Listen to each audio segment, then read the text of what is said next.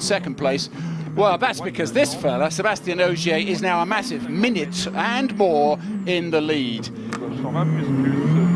It's in the bag, surely, now, you'll be saying. Well, there was another Sébastien that used to warn people about the surprises that lay round the corners of these stages in Monte Carlo.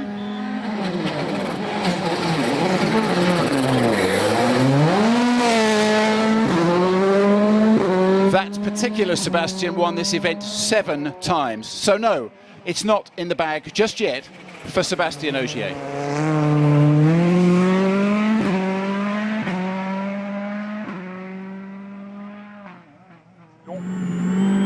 Bon Milon pour gauche en 40 bref sur un frein 60 mètres gauche en 30 plus 60 mètres gauche en 30 plus 120 mètres.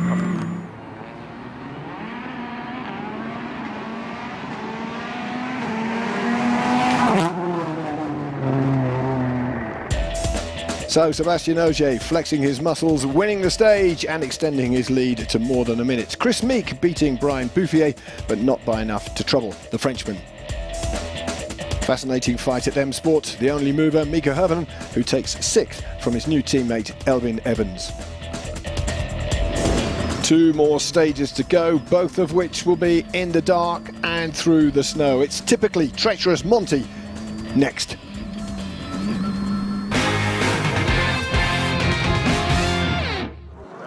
Approaching the climax of the opening round of the 2014 World Rally Championship. First though, a swift reprise of how it all shaped up in the WRC's leading support series. And after his 3rd position in last year's WRC2, Yuri Protasov got his 2014 campaign off to the perfect start.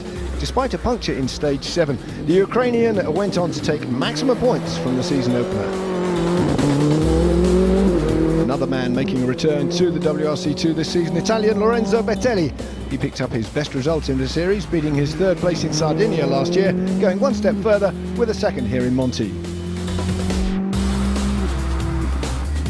And the podium completed by Robert Barrable, his consistency rewarded with a well-earned 3rd in the treacherous conditions thrown at all the drivers here in Monte Carlo this weekend.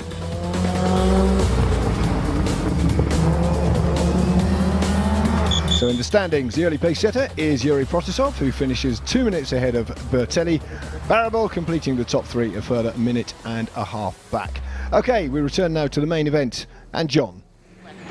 Now, we all knew it was going to be snowy up here, but not this snowy. Like it does, snow like this causes chaos on the popular night run over Turini. It's all too much for the Slovakian Jaroslav Miliharek. That's him up there at the front of that queue. He gets stuck and blocks the route to the top. No one behind can race. The organisers cancel the stage. Elvin Evans' battle with Mikko Hirvonen over 6th place goes to this, the very last stage. Stage 15. And you know what? There's nothing worse than a frustrated rally driver. Apart, that is, from one that's been denied a high-speed tilt at snowy Turini. Jari Matti-Latvala responds to that frustration. Responds and flies into the final stage. And it's the power stage. His extra adrenaline well-timed. Power stage means bonus points ups for grabs. He's fastest, probably fueled by the pent-up emotions.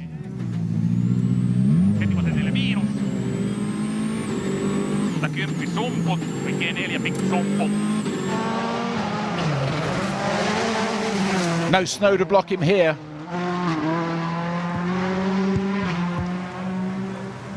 Three more points up for grabs if he's the fastest.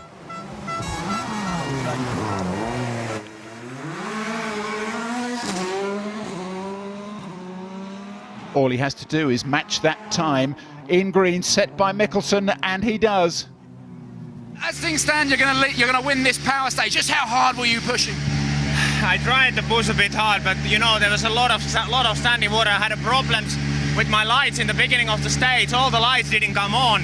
I had only 3 main lights, and the bumper lights were dark, so it was very difficult to start. Then you had a lot of fog, but of course I tried to push a bit, but there was few nasty waters on the road. But overall, I mean, it was a good run. Chris Meek is running out of words to describe his first event in the factory Citroën. There aren't enough expletives, aren't enough superlatives.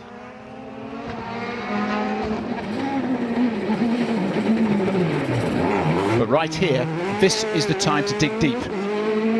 Just like the thousands of frozen spectators back up at the top of the col. There's Meek's third place to protect, don't forget. His place in history to take.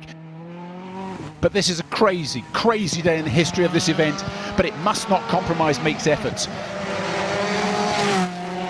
He and Paul Nagel are glad to have spent the weekend getting into a comfort zone with a minute in hand over their teammate Mads Osberg.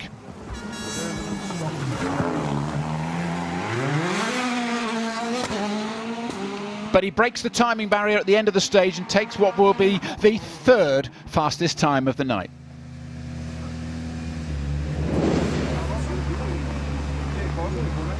You are the first British driver to be on the podium in over a decade.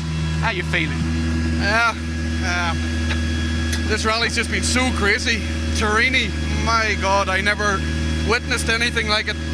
And here, the running water on the stage, I was driving so slowly, but okay, happy to be here, delighted to have third place. So my first event with the Citroën factory team. I really have to thank Yves Maton for putting the faith in me, and yeah, if I can finish this rally with no mistakes, I think I can do it in any rally. It's a shame not to see one of the new Hyundais tackling these final few corners of the event. But there is one of their test drivers. This is him, Brian Bouffier. He was responsible for developing this, their brand new i20. But he didn't get the chance to develop it just a little bit more here. So he got himself a Fiesta. And Hyundai's loss is his gain. This is the drive that puts him on second place on the podium as a privateer. One in the eye for the big factory teams, maybe. Gauche 120.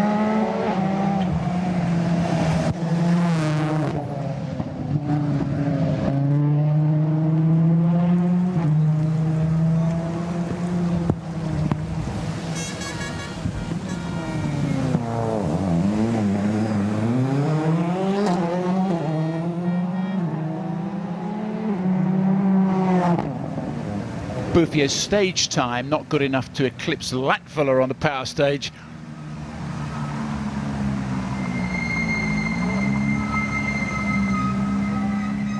Your first podium in the WRC. How are you feeling? You know, it's fantastic. I'm very happy. It was a so tough rally, and you know, finish second in Monte Carlo with a so huge entry list. It's really amazing. You know, I have to thank all the team, my co-drivers, the gravel crew, and they did a fantastic job. They really helped me, and you know, it's a fantastic good day for me. I can't tell you how much this site means to VW. Last year's new team, and to the man who's driving it, the world champion, Sébastien Ogier. Gauche 123 vite, ferme 120 bon, ferme 120 bon. Bouffier moins 0,6 et piège, reste à droite, à quoi 200 mètres, droite 140 à fond, à quoi 140 à fond, à quoi. Ogier achieved many things last year with the German team, but they didn't win this event, the famous Monte Carlo. There's Jari-Matti Latvala waiting nervously at the end of the stage. That time is Sébastien Ogier's for this, the power stage, the one that could bag him the 3 extra points. Latvala's time is at the top. Ogier's the clock ticking at the bottom. And he can't eclipse his teammate on the final stage of the day. He turns in the second fastest stage time. Latvala celebrates.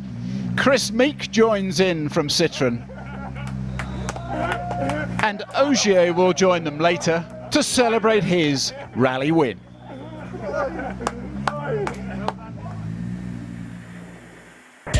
So a delighted Jari-Matti Latvala wins the power stage to claim an extra 3 points. Ogier and Meek second and third respectively. A first ever Rally Monte Carlo victory for Ogier. It's been a tough weekend. We're happy to finish this rally. We got so much fog at the beginning of the stage, and then we took it easy. At the beginning was a bit better, but so much water on the road, so I was not in the mood to try to take risk for this his points, and already it's perfect result like that. Confirmation then of the results. The world champion Sébastien Ogier takes maximum points. Privateer Brian Bouffier an impressive second ahead of a very happy Chris Meek. Same goes for Elfyn Evans. A great opening round for the two Brits. The first leaderboard of the season then sees Ogier's victory at extra 2 points, topping the table. Bouffier in second, Chris Meek third. Latvala fourth, courtesy of those 3 bonus points in the power stage, 1 more than Osberg, and it's Evans and Mikkelsen.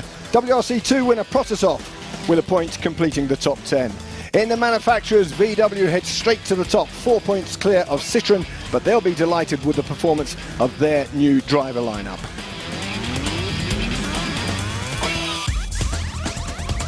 A familiar sight on the podium straight away this season. The man of the moment, Sébastien Ogier. We'll leave him to enjoy the champagne.